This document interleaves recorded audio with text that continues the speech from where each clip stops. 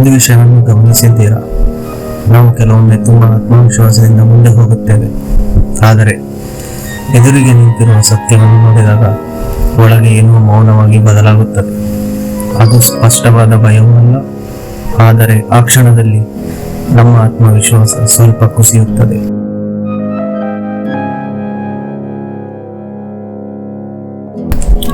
ಕುರುಕ್ಷೇತ್ರದ ಯುದ್ಧ ಭೂಮಿಯಲ್ಲಿ ದುರ್ಯೋಧನನು ತನ್ನ ಭಾರಿ ಸೇನೆಯೊಂದಿಗೆ ನಿಂತಿದ್ದನು.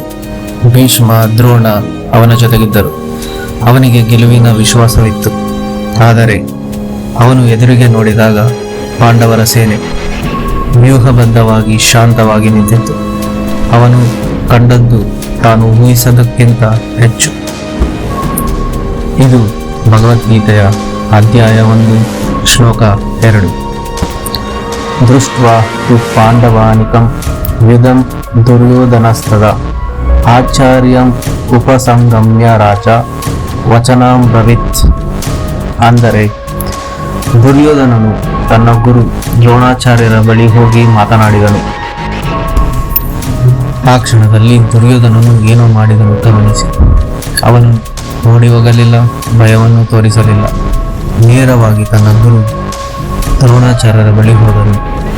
ಹೊರಗೆ ನೋಡಿದರೆ ಅವನು ದೃಢವಾಗಿದ್ದಂತೆ ಕಾಣಿಸುತ್ತದೆ, ಆದರೆ ಒಳಗೆ ಏನೋ ಕದಲ್ಪಟ್ಟು. ಆ ಕ್ಷಣದಲ್ಲಿ ದುರ್ಯೋಧನ ಅನುಭವಿಸಿದ್ದನ್ನು ನಾವು ಕೂಡ ಪ್ರತಿದಿನ ಅನುಭವಿಸುತ್ತೇವೆ.